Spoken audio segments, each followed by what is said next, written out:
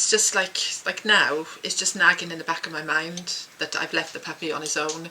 I bought a massive cage, and I crate trained all of my dogs, so none of them mind going in a cage. They actually like it. So the cage is probably the size of this table that he's in. You could get in there as well. Yeah, it cost me like 200 quid for the bloody cage. So, Hi everyone, we're here talking dogs. We're not going to do any crafting. We're just comparing puppies. So we're with Gail. What's your surname, Gail? Penberthy. Penberthy. Yeah. I know a couple of Penberthys. Yeah. Oh no, they're Pembertons. Close. Yeah, there was a Penberthy. I used to nurse a Penberthy. It's quite an unusual name. Doris, Dora. Anyway, probably related. So, I don't know. Yeah, I know. It's like I say, oh, Fowler. We've got a couple of Fowlers, but it was probably so far removed. Yeah. Mailer was my maiden name, and that would probably be easier to find people because it's not usual. So we're going to have a look at some more of Gail's stuff. I know that you all really enjoyed the ones that you brought last time, the little gnomes and everything. So yeah. I'm looking at this. There's a whole spring deliciousness going on over there. But before we start, a couple of things. We've got the new French General in stock, and also the new William Morris. So go on the website. I think Sarah's put them on there. Hiya Karen, hiya Jean. So we go shopping, and there's a couple of Gail's gonna do her Easter box. Oh yeah, the Easter boxes. That one. So have a look on the website. There might be a few things on there, especially we've got nice spring flower type ones in the clearance. So go in there. Get rid of some of the more of the stuff off the shelf so I can actually get the new fabric out. Those are really cute. Thank you. I like the egg inside. Yeah, that's the best bit. That's the best bit. Yeah, it is. I think you should eat that as a reward for making the box. Yes, that's it. Don't put anything in it. Just say, I made you this box. Yeah, for you to put your own egg of your choice in there. So what new things have you got going on? Well, I brought back my little Whizzle. So I'm not very good. I don't know actually what we can see on the screen. So I'm not sure where I need to hold him. Right. So do I need to hold him about here? Do you reckon? Should we wait for it to catch up? Yeah, probably. Yeah. He's probably perfect there. Perfect. So yeah. So when I came the last time, we chatted about Whizzle and Wally, and I just wanted to share with people that people went wild making these. They made so many of them that I then just started selling the beard and the nose fabric on my website, so people can recreate and make lots more. Because some people have made them in fabric. Oh, and this lady, I'll just share with you, she's made them for her mum for Mother's Day, and she's made it out of her mum's like fleecy tops. Oh. So I hope you're not watching, and I hope I'm not like, yeah, ruined it for somebody. But yeah, lots of people have made them for Mother's Day, which I think is quite cute. So following on from making these, I decided that I wanted to make a wreath because I really enjoy making wreaths. So I made a wreath, and here's the wreath. So it's got a gnome on it this time, but sitting on the wreath, and the wreath is covered in flowers. There's got little Easter eggs on there, and I am mindful of the fact that we don't all want to decorate our houses for Easter. So what I did is I did a second one. Should I hold this one for you? Yeah, if you would, thanks. I did a second one with flowers on there. So in the pattern, you get the one with the Easter eggs. Or the hearts. I said flowers, didn't I? Or you get the hearts. So you get both choices within the pattern. So if you don't want to make it with eggs, you could just make it with hearts. Could you make it so that they sort of came off? You could do it so that they velcroed. Yeah, you could do that. Yeah. You could do that. Or I think my sister just said she would just prefer it just to be covered in flowers, or just to have the whole wreath covered in flowers. So I did do a kit for it. I'm not known for doing kits, but I did make a kit this time. And there's enough felt in the kit that if you didn't want to put the hearts on there, you could just cover the whole wreath in flowers. And then what you could do is you could just make your gnomes separately. and then if you put a little weight in their bottom, you can get them just to sit on a shelf. So, or with the pattern, you can sort of, you know, utilize it, so you can make wreaths, you can just make gnomes, you know, you can just do whatever you want. You can put things in their hands or not and that, but you know, so there's lots of choices there of things that you can do. So instead of elf on a shelf, it's gnome in your home. Exactly, nicely put. Yeah, so that was that, and also something else that I took on the craft store, so I'll just quickly show this to you as well, was this, which is big wreath. Oh wow! So this was my bunny wreath. Oh, is this like a rag wreath? Yeah. So it's a great way to use up all your scraps of fabric. Yeah. And also, what I did demonstrate on the craft store was I covered one with a duvet. Now I know I shouldn't say this because you're in the business of selling fabric and I'm not. So we'll just pretend. The clearance fabric's probably cheaper than a duvet. Yeah, so there we go. So you clearance fabric, all the fabrics that you've fallen out of love with, because when you chop them up and you just put them on a ring, it's more about the colour, not about the pattern. And yeah, you can just use up loads and loads of your, our scrap bags. Our scrap bags would be good for this. Do you sell, just as a matter of interest, do you sell the blades to go in rotary cutters that are pink in shears? So that's what I do. The pink and sheer blade. We had some. We can get them in if people want. So to cut all this fabric, that's what I did as well. I used pink and sheer. So this is called Flower Bunny.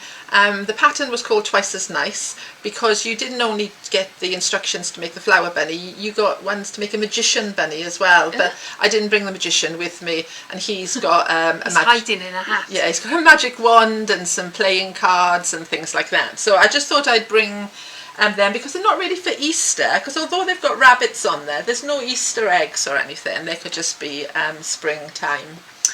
And then finally, I was just going to share one last thing that I made some cats the other year, and the cats were really popular. I like him. And then I found this really lovely leopard print fabric, so I decided to make cat out of leopard print. So this is the I'm Just Perfect pattern, which was designed originally with a pocket on the back that you could put your remote control in and things like that. But I didn't want to put a pocket on the back of him because I thought the fabric is just too nice.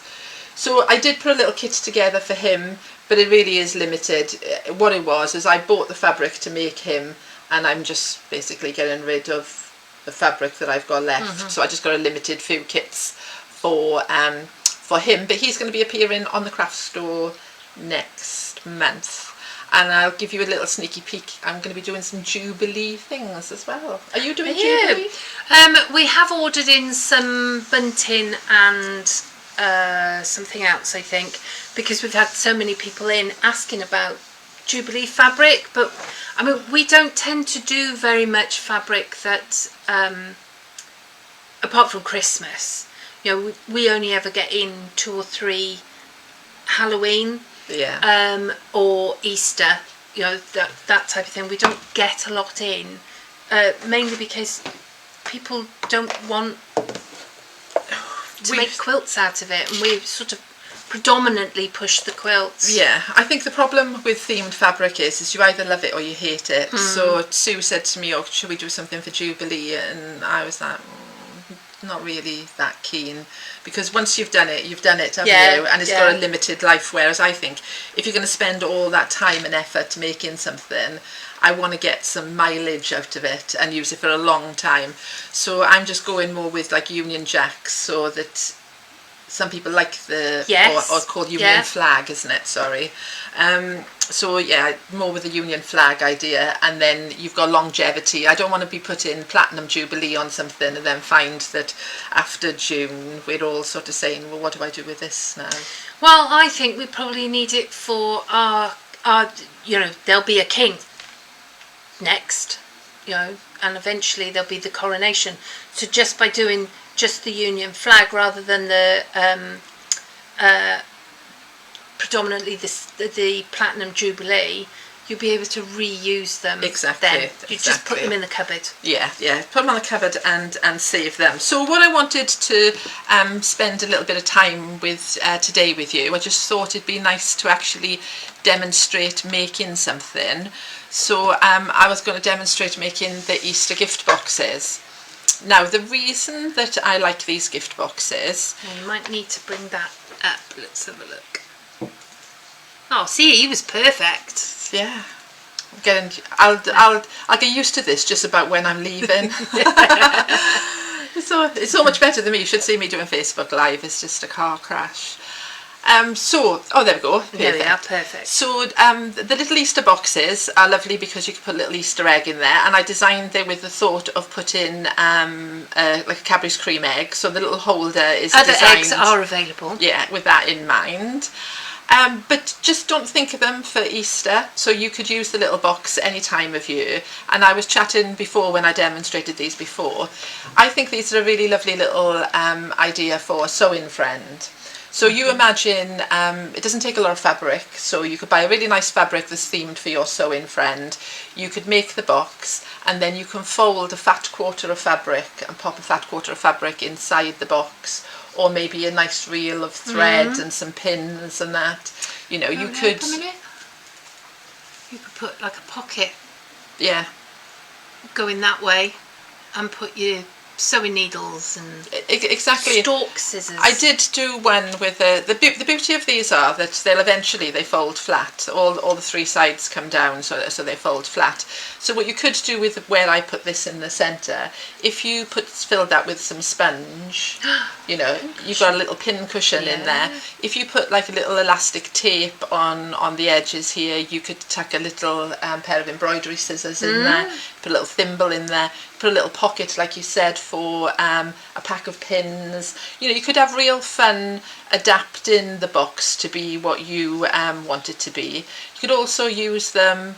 I've made some in Christmas fabrics. I have designed one where it's for Advent and you make 24 little teeny tiny ones, but I didn't want to overdo it.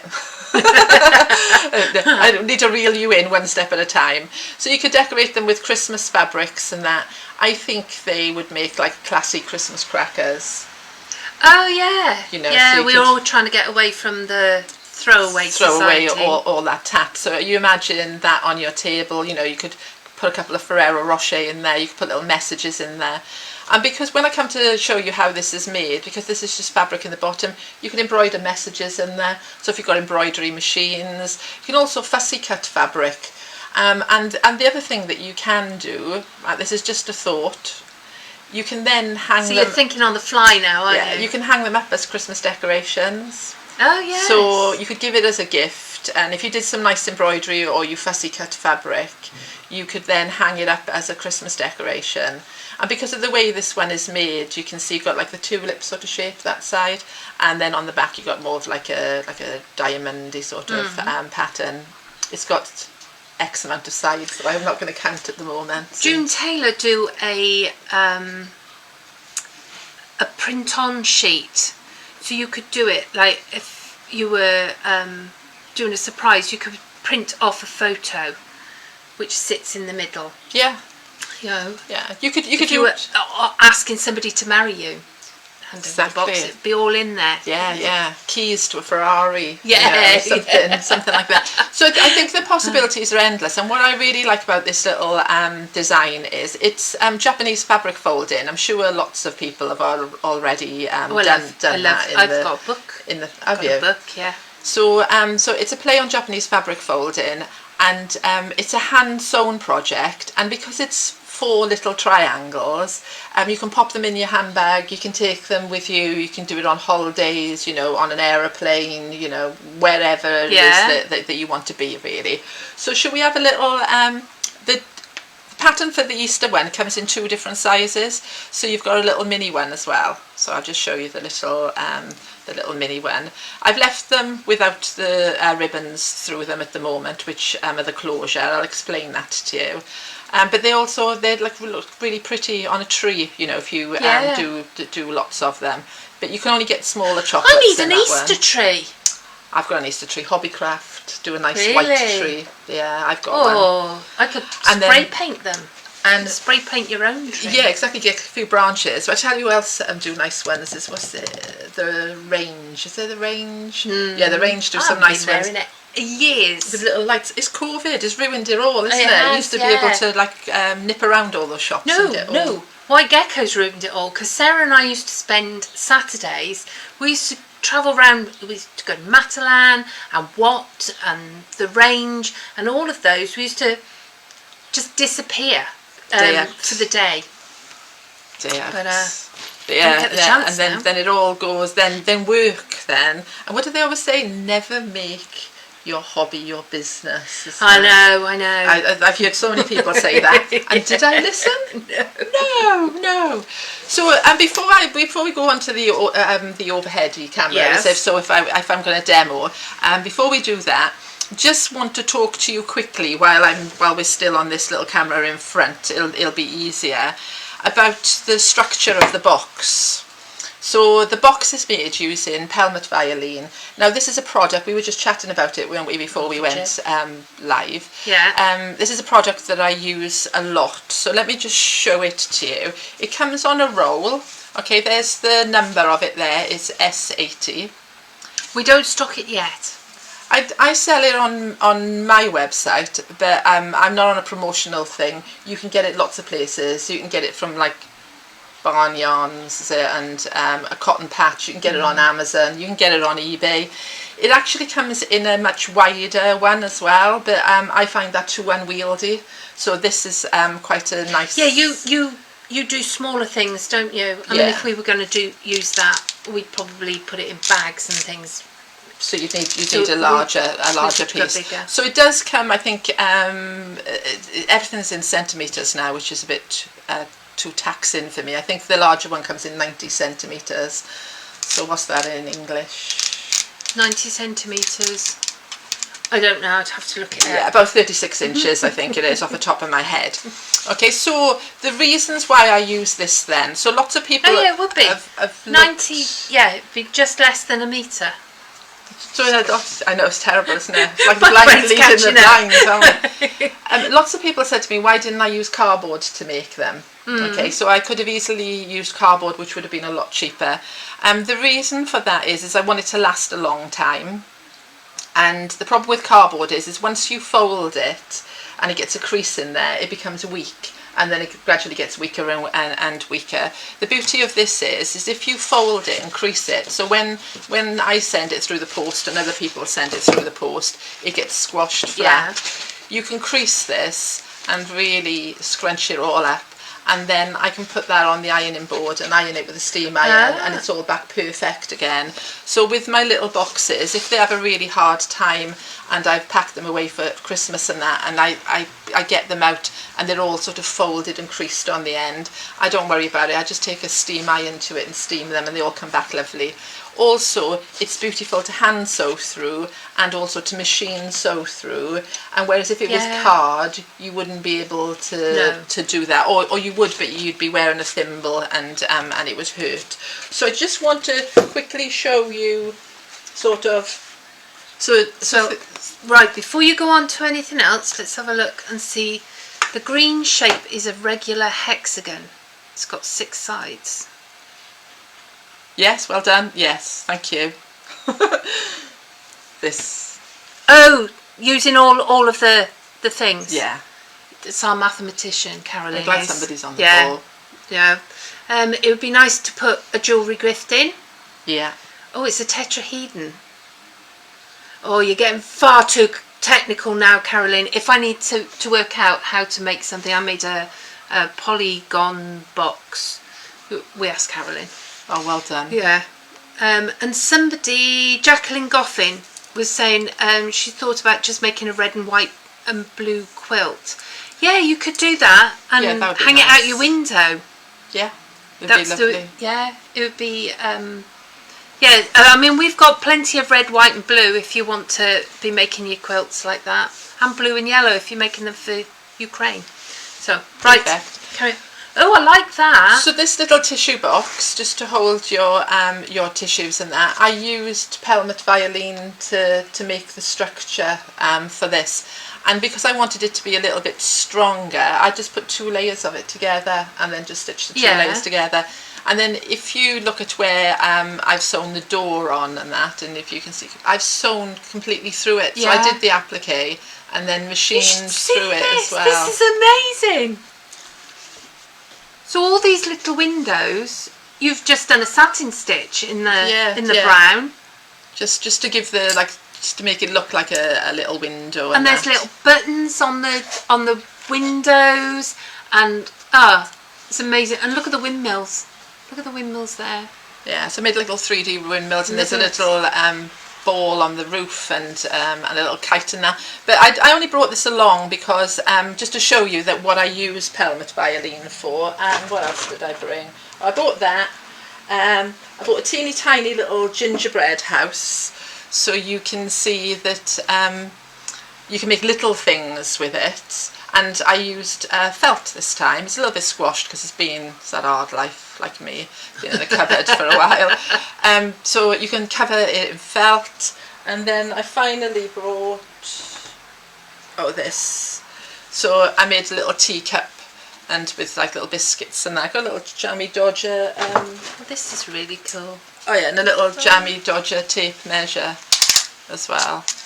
So yeah, so just a little teacup. It's a pin cushion, so I've got some little pins and sugar lumps and that in there. But it's just really... So you've got fluff in there, and then the Pelmet stuff on the top. Look at that.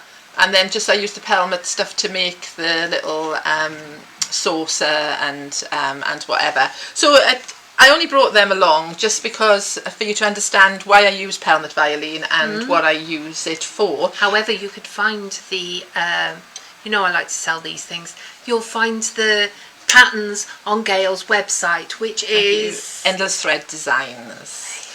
I could have picked an easy name, couldn't I? Yeah. I suppose I could have gone Black Gecko or something. So where does your name come from? I've never asked you. Sarah and Sean did it when they first started up, because I came in later. And it was a random name generator and a bottle of wine. Oh, was it? Oh, that's really good. Oh, mine is not that clever. Mine was the half Peter named it because he said he was endlessly picking thread up from everywhere. So every time I look around, he said there's just endless thread everywhere.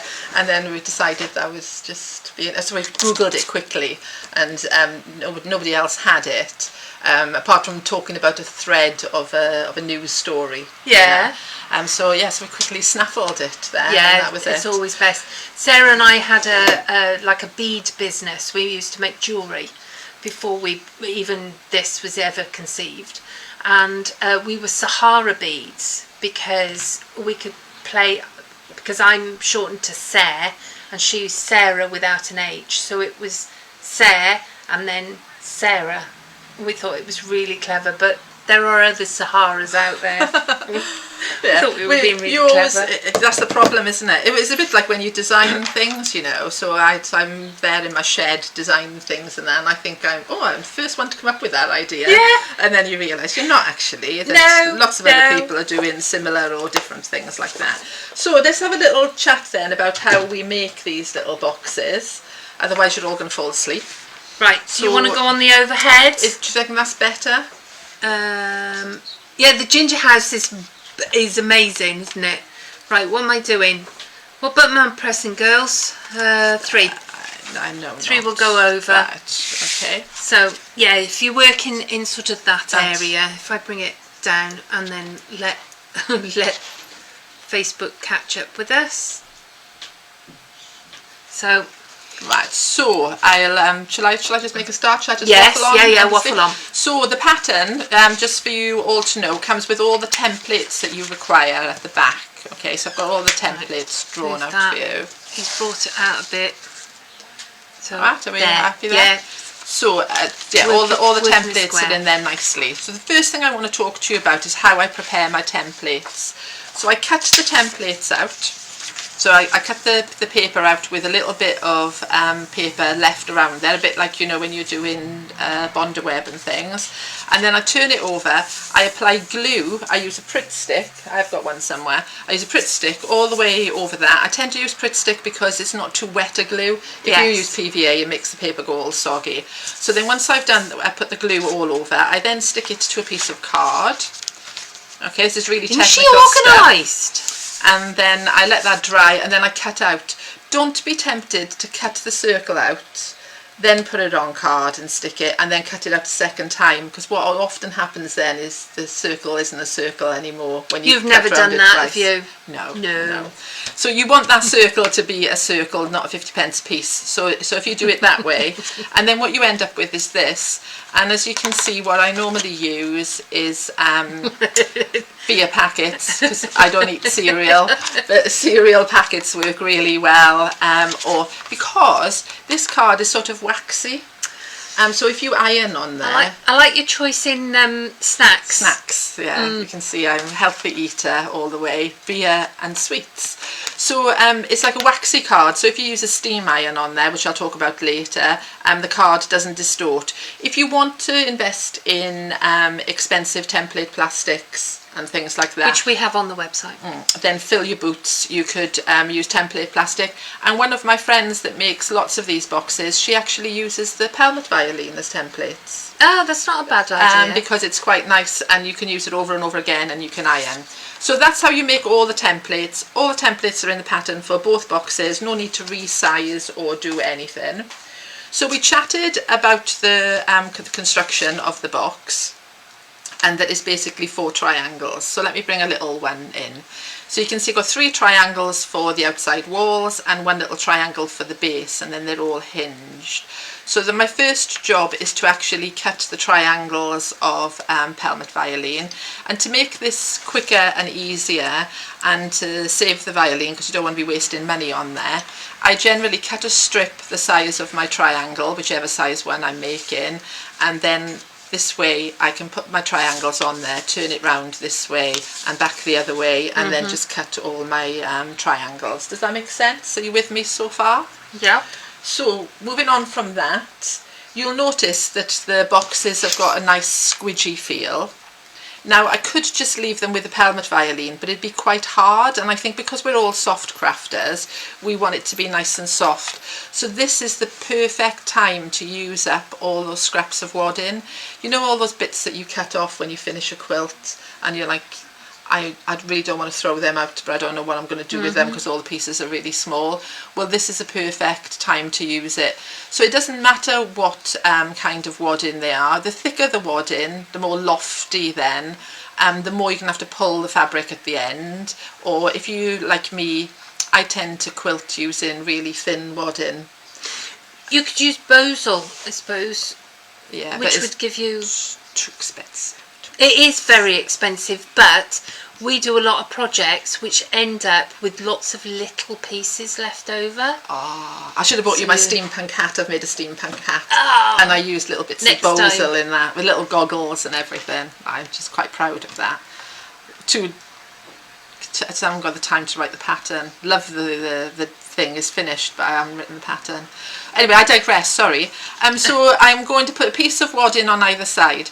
Now, it doesn't matter which wadding you use. If you're a cotton wadding or a polyester wadding or whatever, just if you're one of those people that uses that really lofty, fluffy wadding, then remember, if you come to iron this later, it's going to go flat like a biscuit. So if you use something like this, which is polyester wadding, but it's needle punched, you can iron the needle punched polyester. That's why I like it so much. But the really fluffy one, then be careful, don't put a hot iron on there because you'll end up with a biscuit. So a piece of wadding either side, that will give you your nice soft triangles. And then finally... So you're basting that with basting glue? Bit of Pritt stick. Pritt stick. I am an economical girl. If you've got something like Roxanne glue, do you sell Roxanne glue? No, we have a fabric glue. If you've got nice fancy fabric glues, then you can use that, or you can just use what I use, because I'm a cheapskate, which is this from the pound shop. if I'm making boxes, and I have made boxes using glue where I need to pull the fabric around and glue, then a Pritt stick works really, really well. Or those lovely Sew Line glue pens. Do you sell them? Oh yeah, we do. Oh those. my god, I love them. They are so good. So I will use them then, because that will definitely hold it. This is what it is cheap glue. It'll give me enough of a temporary hold. So I just put a couple of dabs on there just to hold it on there, just to stop it from moving. You can see I don't glue right to the edge. You don't have to glue it, but I just like it saves it moving around. And then finally we need the little box to close, and to do that you've got one with long tails on. So that's all it is a piece of 3mm ribbon. Have you sewn that in? Yeah, and do you know what? I used to machine it in because I'm not mad on hand sewing, and then I just had a word with myself that it takes longer to get it under the machine than to put a few. I wouldn't glue it because it's going to take a lot of pulling when it's hanging up. So just a couple of little stitches. So, and you could leave these tails. I do say in the pattern how long to leave them. You can leave them as long as you want, because you might want to hang them in certain places. You might want to tie a bow in the top, you know, so it's up to you. And then you put a little folded piece on the others. Now this is a loop, that's the word I was looking for. Now this is the key one, the loops, okay? You don't want the loops to be too big, because if they're too big the box doesn't close properly. You know, if you've got a big tool. So you really only want the loop to be big enough for the piece of ribbon to pass through. Now you can see with me, I'm just struggling slightly to get the ribbon in there. Later, once I've completed the box, just in case I don't get to this at the end, I've done all sorts with this. One, I put fray check on there. Do you have that in the shop? No. So sometimes I put fray check on there. Sometimes I put clear nail varnish on there. And sometimes I just wrap a piece of sellotape around there and then just snip the end off. You could use a knitter's needle. For sewing at wool, they're wide-eyed. That would be just enough to go through that. But then you'd have to give them all a knitter's needle with it, wouldn't you, for them to? But you know, if you struggle with I see all where of that, yeah, I'm with you now. Yeah, you could do that, or those bodkin things as well are great for pulling the.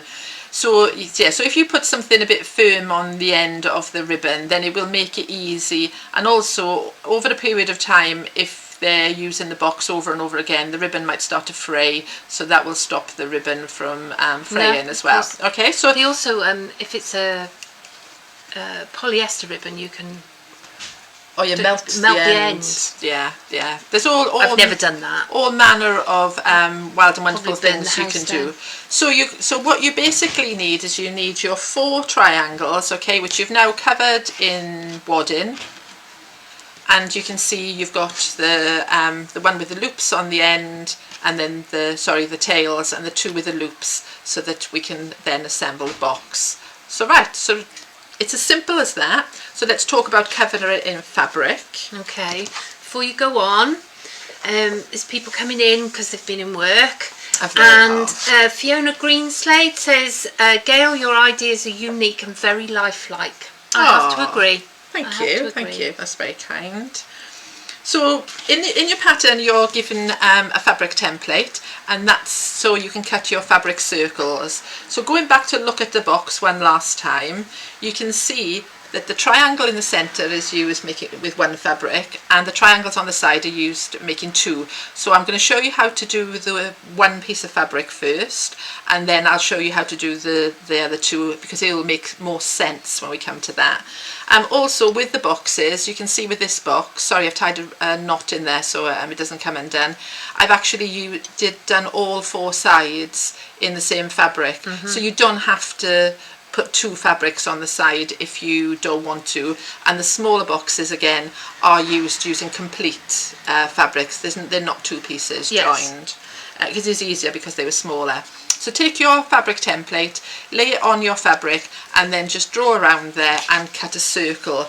Now I've just drawn that with a biro so that you can see it, but you know what, you can just use a pencil or whatever. Don't worry about it because you're not going to see it later. So you cut your circles out. So if you were doing a plain box, you would cut 4 circles. Then you're going to do a running stitch all the way around the edge. Now I don't know whether you can see this because I've got a black thread for a running stitch on there. But the trick is with the running stitch, you know, we've all made yo-yos, haven't we, and stuff like puffs and that, so the same kind of idea. When you do the running stitch, start on the right side of your fabric and finish on the right side of your fabric. And I'll explain why in a second. So here's when I've nearly completed sewing. So you can see the thread is on the right side of my fabric, okay? And then I'm just going to, and I'm not being fussy with this, okay? You'll have to excuse the state of my nails because I've been gardening. Between the gardening and the ink from the printers, do you get your hands covered in ink from printers? No. We're quite lucky with our printer. It's all very mess free. You've got a super posh one though, haven't you? I need to get one of them in my life. Yeah, well, we're hoping we'd like a colour laser printer.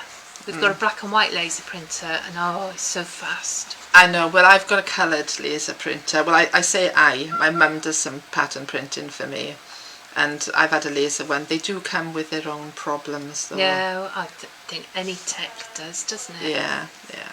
So there we go. I've just done a running stitch all the way around, and then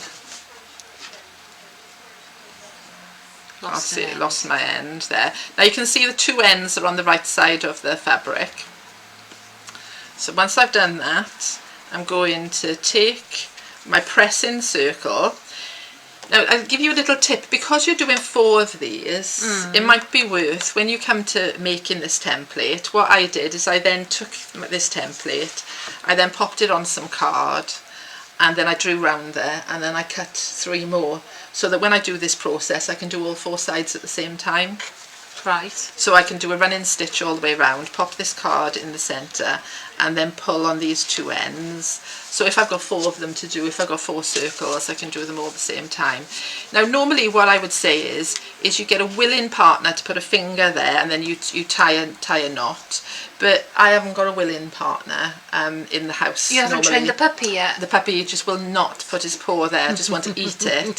So what you can do, and what I do normally, is I have really, really long lengths of ribbon, of string, and then I hold them just out of the way, and then I take an iron. I'm not going to iron. I was going to iron, but I'm not going to. Oh, thanks. We're so organised, aren't you? We are. We are. You can just have really long lengths of thread, and then you can just hold it out of the way. And once that's all ironed on there nicely, you can just go back and tie that, and it'll stay there. Oh, and it'll stay, of course. So I'll just move out. Yeah. So you can. There's always a way. Where there's a will, there's a way. So then what you end up with is that's what gives you the perfect circle.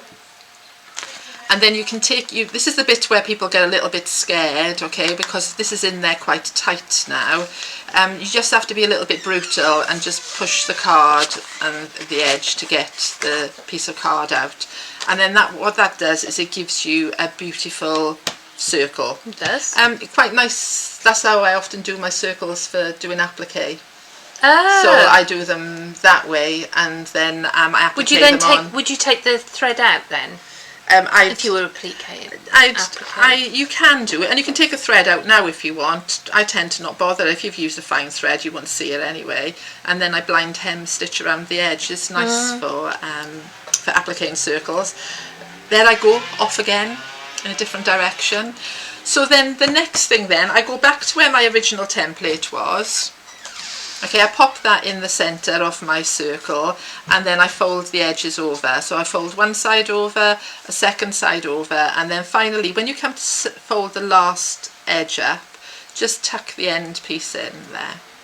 Okay, and what that does is that gives you that nice sort of spiral effect. Okay, so I give that another little iron nicely, then I can take that out, and then what that does is sort of gives me a nice sharp edge. And then I pop my little piece in now, and then I just refold. And it's as simple as this. Now, got it in there, okay. Lots of things you can do. You can you can use clips if you're a clippy kind of person. I quite like these. Do you sell these in the shop? We do. We do. Got some nice black and clear ones. Oh, have you? Oh, Hemline gold ones. They're really posh, aren't they? They are posh. Yeah. So you can use those. I find these quite nice actually, because what I used to use was, you probably sell these in the shop as well, which are my favourite, the flower head button pins. Yeah. Now, I've got some really lovely ones of these with buttons on the end. Oh, yeah. That I bought off eBay. Oh, they look really nice, but they're thick. They're rubbish. Aren't they? I tell you what, you couldn't, you just can't get them through fabric or anything. They're so frustrating. They look lovely in my pincushion. Yeah, don't buy cheap pins is my answer. If you can afford to buy clover pins. Yeah. Oh my word, I do love clover pins, but do you know what? I nearly had a heart attack when I bought the first pack of them. The price of them, but they're just so lovely to work with. So anyway, so you can either use a pin or clips. It's entirely up to you. I bought some really colourful pegs. Oh, did you? Yeah, with for going around my quilt, because some of those clips wouldn't go around the quilt, you know, the binding. Yeah. So I bought these really posh pegs. Do you not use those, you know, like the slides you normally used to put in your hair years ago? Oh, yeah. Don't you use them? That's what I use. Really? You can buy them. You can buy quilters ones, so they're all silver. So you know those clips you used to put in your hair? I've got hundreds of those and they click. Yeah. And they click. That's what you use to put your binding on with. Yeah, that's all tips in this place. That's what I use anyway. And then I thought, being cheapskate, that I went into, I don't know, what is it, one of these shops and bought a big pack of multicoloured ones for hair, because they were like $1.99 and I paid, I don't know, about £8 for the silver ones. They don't work, so buy the quilting ones. They haven't got enough guts in them, you know. So so there's sometimes you just can't be so cheap. So it's a blind hem stitch then. What a lot of people struggle with doing this is they say, oh, look at the big gap in the middle there, and look, my edges don't meet. It's fabric, okay, so you can manipulate it. So you need to push and shove and tug a little bit, okay? So don't be scared of pulling it to get the edges to meet. And you can see the edge will meet nicely there now. And then as I come down to sew into the middle, I'll give it a little tug there. So don't panic initially. Okay, so if I just sort this out nicely. And then it's a blind hem stitch. I quite like a blind hem stitch, is what I use to put my quilt binding on. Do we all blind hem stitch? Do all your ladies do it? Am I wasting my time here? No, well, you can start it off, because we do have new people joining us all the time. So I like to start off somewhere where I can't see the end of my thread. Okay, so I always start under folds of things, and I don't have to worry about the knot and the thread on the end. Then I pull my fabric over so I can actually see where I'm going. And then with the blind hem stitch, what you're doing, the reason that I like this stitch is even if you're not very good at sewing, it doesn't really matter, because you can hide a multitude of sins. You take a chunk from the back, okay, so this is only coming from the back now, and as I come to the top, I am going to take the tiniest little bit, but just right in the fold. Okay, that's the proper way to do it. Sarah always tells me off because I do it the other way round. Oh, do you? Yeah. So what do you do? I pick up the top and then pick up a lump from the bottom underneath. No. Because I'm right. Oh, hello. Hiya. no, Skiver. you're not in the right. corner there. You just do it different to me. Yeah, there's more than one way of doing anything, and I'm not here to. I'm not the quilt police. So I don't well, this is need it. You know, it's as long as it finishes up with a piece that you like, it doesn't matter how you do it. And another little tip, right, that I'll share with you. This is just cheap thread that I've got here, but if I sew binding on, or if I sew these boxes, what makes really fine work is a fine needle and a fine thread. Okay, so I would use the finest thread that I can work with, something like bottom line, you know, something like that, and then I will. Or a fill. It's probably the thinnest we do. Or I'll sew my boxes together with that. I'll use a really fine needle, but I use embroidery needles generally, because I've got to that age where I need a large eye. So you can... We've got threaders in the shop for that. Embroidery needles are great because they can get them in all different thicknesses. They're not to be really, really thick needles, but they've got a large eye, so they're easy to thread. So if you use a fine thread, especially when you're putting your binding on and that, you will not be able to see your stitches then. So then I work along out to the side, back to the middle, and back out to cover the piece. Okay. See, you could prep a load of these during the day and then sit and do them in front of a film later exactly. on. So do you know what I did? Bearing in mind I did the Advent one, so I did 24 little teeny tiny ones. I designed them just the right size for a Ferrero Rocher. And then I stitched on Advent buttons, wooden Advent buttons with 24 numbers on and that. I cut out all the circles and then shoved all the circles in my handbag, and then when I was out and about I did the running stitch round them all, and then when I came in between, like doing dinner or whatever, I just pressed them all, then I shoved them all back in my bag, and then when you're out and about you can fold them round. You can just, if you imagine one little triangle, like one little quilt slit, you just make lots of them and then you've got them in your bag, you put it together. It doesn't seem like a big huge... No, I'm a big one for... I've got patterns, I collect patterns, and I think I've never got time to do the pattern, to pin it out, cut it out, sew it. I want to do it all in one go, and instead of pinning it when I've got 5 minutes and then putting it away, cutting out is a big thing for me. Yeah. You know, rather than expecting to be able to start a project and finish it, because I'm really bad at doing that. Doing it in piecemeal like you do is a really good idea. Because I do a lot of applique, so what I will do is, while there's rubbish on TV, and let's be honest, most of it is rubbish, I'll put rubbish on TV and then I will trace out all my applique one evening. I don't sit there and think I'm just going to make an applique quilt. I would just sit there and trace all my applique. They might sit there for days, and then another day I might iron it all onto fabric, and then I'll leave it all in a pile, and then if I go away or I'm travelling on a train or something, I'll sit there and I'll cut out all the applique then, and then I'll have it all in little folders. I mean, granted, my house is full of little folders that have never got further than a little folder, but then when you come back to it, it's all there ready, like a kit ready for you to go. Whereas sometimes when we look at a project, you look at it and you just think, oh, it's just too much for me to cope with, isn't it? If you break it down to bite-sized pieces, that's what I do, and then you feel like you're achieving all the time. And also I can get bored easily as well, so doing the same thing for a long time, I can lose interest, so it's good to have several projects on the go, but in little chunks, I think. So anyway, we digress, sorry. I don't do that normally. So for the side pieces, they're made out of 2 fabrics this time. So in your pattern, I've given you 2 pieces. You can see where I'm heading with this now, can't you? So you get your 2 fabrics. You can see I've cut out my 2 pieces of fabric. If it's directional, think about it. Okay, always worth remembering when you're doing something that's directional. So if we look at this, you can see how this is going to fold round. This is not directional, sorry, but you understand what I'm on about. You can see the eggs. I wanted the eggs facing upwards. So on your pattern pieces, you can see I've marked a seam allowance on there. It's a 1/4 inch seam. You can sew this on a machine, and trust me, for a lot of the boxes that I did sew it on a machine, so I didn't mark it. But then for all you hand sewers out there, mark your 1/4 inch seam. It's well worth it. Lay the 2 edges together, and then you're going to sew. Now, the question is, do you sew from the outside in or the inside out? So for me, there is no right or wrong answer to that. I sew from the inside out, okay, just because that's what I do. Then once I've done that, I make a little incision into a little nick into here, and then I turn the fabric over, and as if by magic it fits beautifully. Okay, and then I sew from the inside out. Now you could use 1/4 inch tape. Do you sell that in the shop?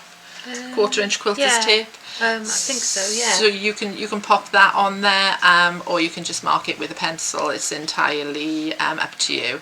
And then once you've stitched that, you're going to, quilt police are not here, press the seam open.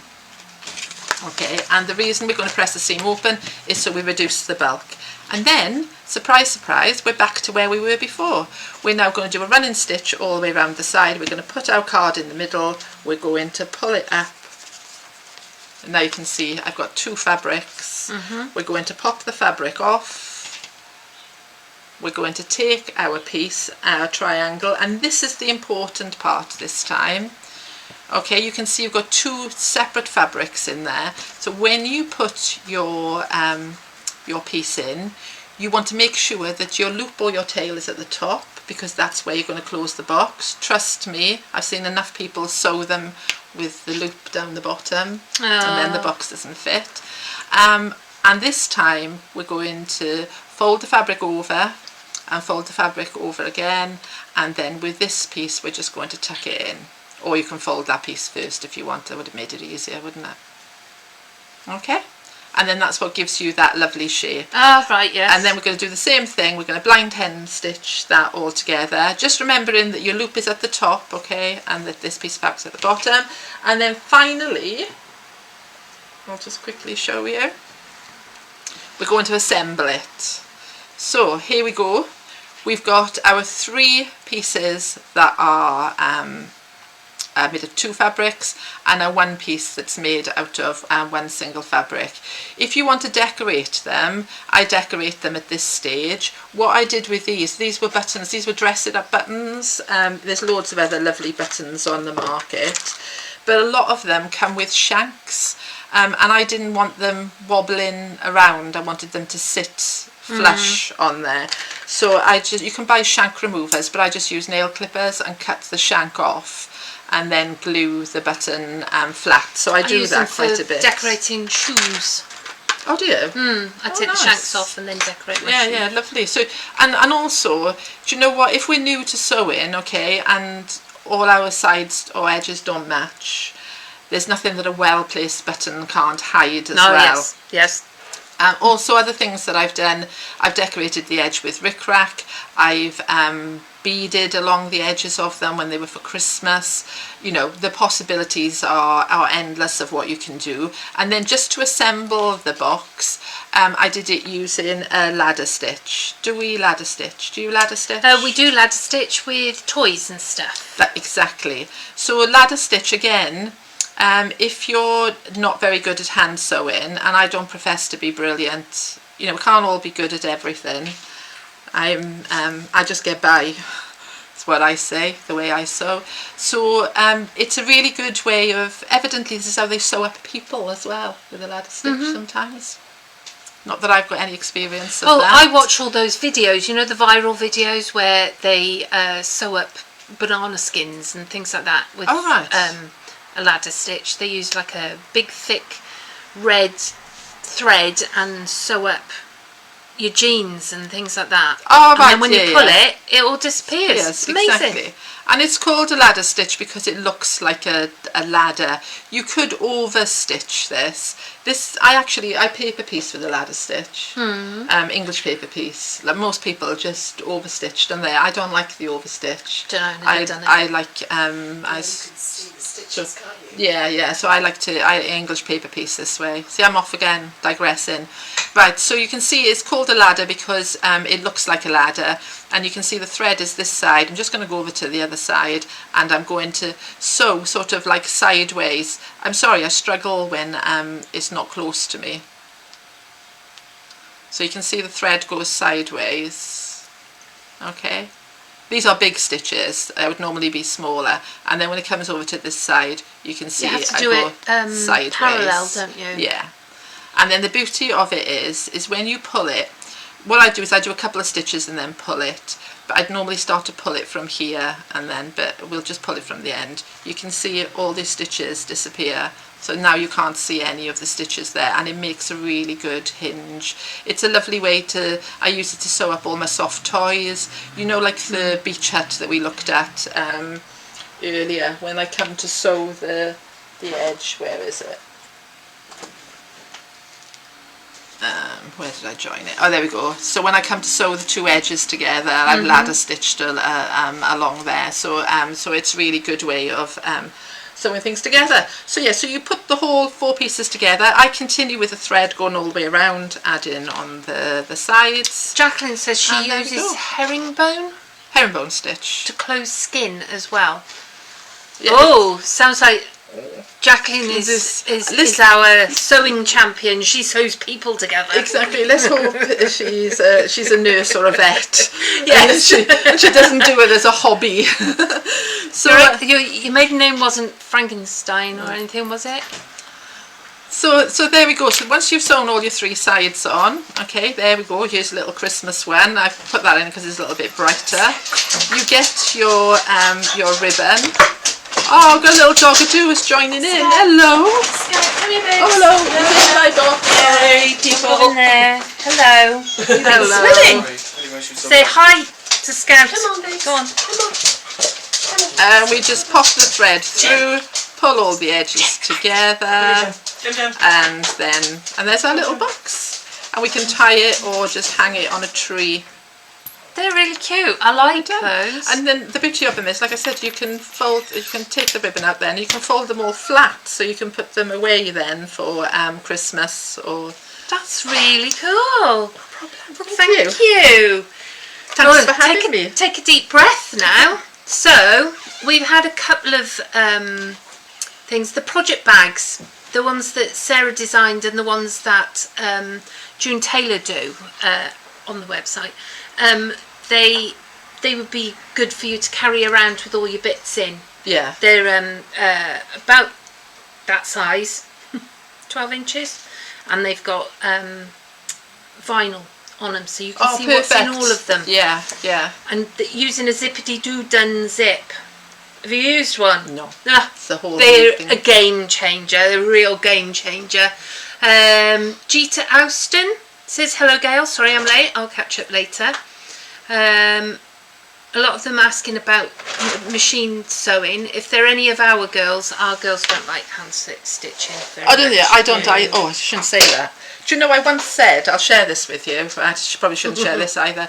I once sat in a quilt show, because I taught a lot of patchwork and quilting, and I once sat in a quilt show having coffee with friends and said, oh, I just hate quilting. I said, I really can't be bothered with it. But I teach it.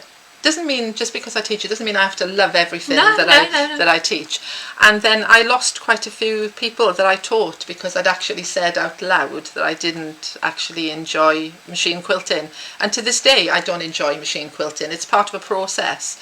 I enjoy piecing, I enjoy binding quilts, I enjoy everything else, but I really... Oh, the actual quilting on a machine thing. Yeah, that's why we've got Daphne. Yeah, I don't. It's not something that I really enjoy doing. So when it comes to hand sewing, my real passion is on a machine. So I will sew everything on a machine. It doesn't matter how teeny tiny it is. I'll get it under the machine and machine it. But I also think there is a place for hand sewing. And what I do find with machine sewing is it's quite antisocial. You can't sit with your partner or your friends and machine sew. Yeah, you're right. So I've got that I like hand sewing more now because I like to be able to take it places and I like to be able to engage with people and be with people. So yeah, I think there's a place for both of them now. And I think you go through periods of your life where you change your views on certain things, but I'm still there with the machine quilting. I'm not a great fan. There's a lot of people that are the same about machine quilting. You ask Sarah how many quilt tops that she has just sitting there because she doesn't enjoy the process of the quilting. Yeah, and I don't think people should think it's a detrimental thing. It's like I don't like peeling potatoes. It doesn't stop me cooking a roast dinner. You know, it's a process, isn't it? Yes. I love eating potatoes, just don't like peeling them. So for me, quilting, I don't actually relish the thought of doing it. But once I've got the quilt there and I'm in the zone, it's fine. But yeah, it just takes me a while to get into the zone. And this American lady once said to me, I just quilt by check. Meaning she just used to write checks for somebody else to quilt. And I have to be honest, a lot of my quilts now are long arm quilted because I just want them finished, and there's only so many hours in the day, isn't there? I'm hoping that we're going to get around to some of the quilts this week if I ever find 5 minutes. Okay, everybody's saying thank you very much. Claire says, I don't know why I never thought about using ladder mattress stitch for EPP. Much neater. Use it all the time for other things. Yeah. So you've got a convert there. Good. On the Christmas one, the triangle is not curved. Why is that? What? Oh, you mean this bit? There, it's straighter. Yeah, it was straight on the back and curved on the front. Oh, they all are? Yeah, they all are. Because when you pull the fabric around, so if we look at this one. Oh, yes, so of course. If you look at You've pieced that one. Yeah. So when you pull the fabric around, the one side will have, so you have like two for the price of one. The one side will have curved edge and the back side will have a straight edge. So you can see the front's got the curve and the back has got the point. Ah, yes. Yeah, so they look different on both sides. Oh, let me just quickly show you, just before we go then, while we're talking about Japanese fabric folding. This is squares, you know. Look at this!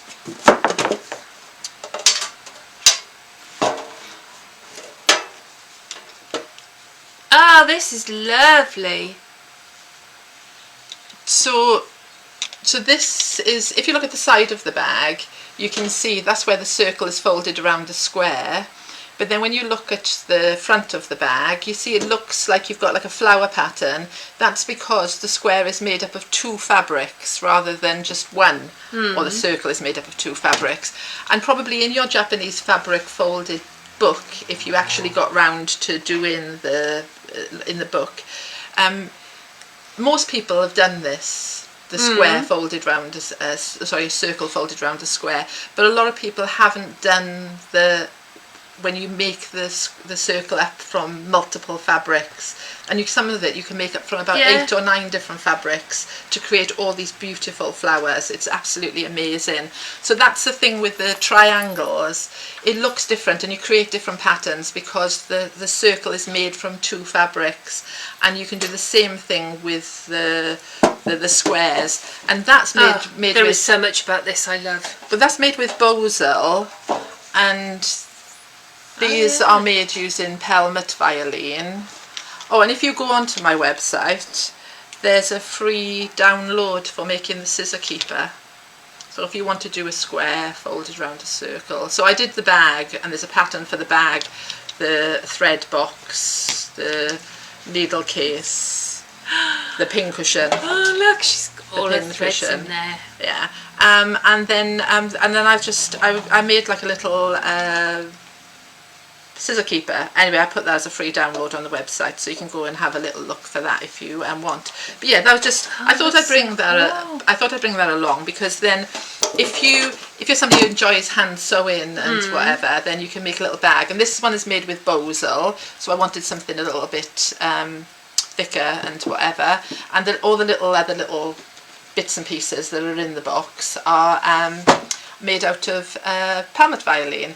And this is just really good for your handles. Do any of you use that on your handles?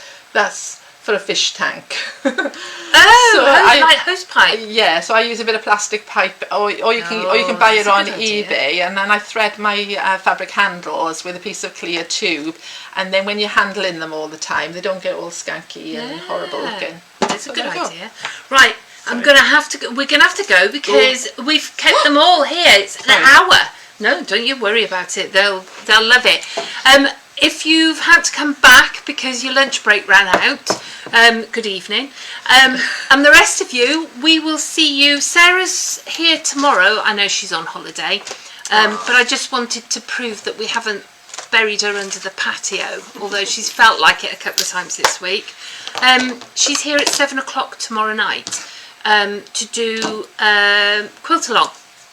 Okay, so she'll be joining you, and then on Thursday I've completely changed what I'm doing. It's still to do with the calyx boxes, but I've changed the way that I'm going to do it because you can, but because I can, and it just said calyx box, so I could just show them how to put one together. Exactly. Really, couldn't I?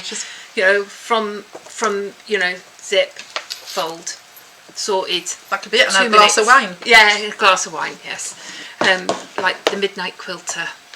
She drinks wine when she quilts. Maybe that's where you're going wrong. I always said I have a glass of wine before I free motion quilt. Yes. I just say it just takes the edge off the day. Meander. And then you can meander so much better once you've had a glass of wine. Okay, we'll see you tomorrow. Okay, say bye-bye, Gail. Thanks very much. Bye, everybody. Bye. Bye-bye.